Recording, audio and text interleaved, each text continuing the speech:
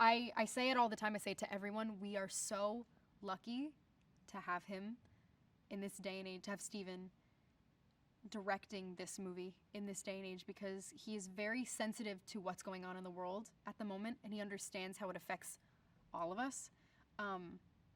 And there's probably no one on earth who loves West Side Story more than Steven Spielberg, which I think people are going to be really surprised by that. But he is taking care of it like it's his baby.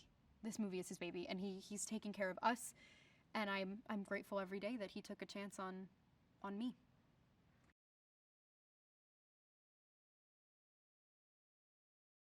It takes place in 1957 Manhattan, the West Side, and there's a really big transitional period for San Juan Hill, especially, which is where all the Puerto Ricans live in 1950s. And there is ever rampant racism, as per usual in our world, and the people who live in these buildings are being more or less kicked out. They're being compensated, which is something we talk about at the beginning of I Feel Pretty. And throughout the whole film, we really talk about the buildings being demolished so that they can build the Lincoln Center. So it takes place in that's the climate of New York, is there's white versus Puerto Rican, a lot of fighting, and people being kicked out of their homes to build a brand new place for white people, really.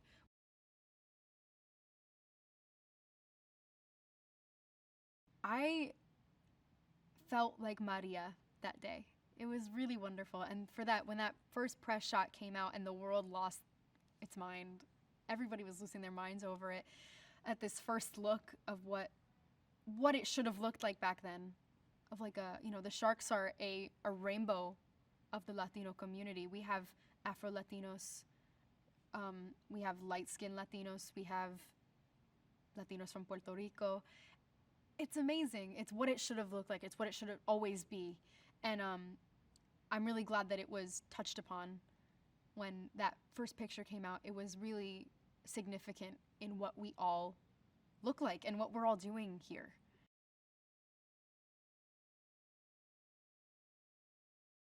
It's been really great to have her just as a reference, really. There was one day, I haven't had a lot of moments with her, just I don't shoot with her very often.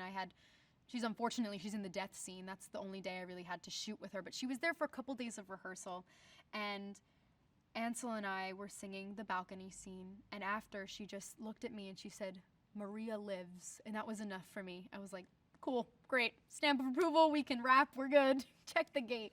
I was just, she's very inspiring, and she's also one of the only role models a lot of us had growing up as a Latina in the industry, and she's one of the most notable. So for her to be so legendary and to give her time to us, and she's also one of our producers, which we wouldn't be here without her.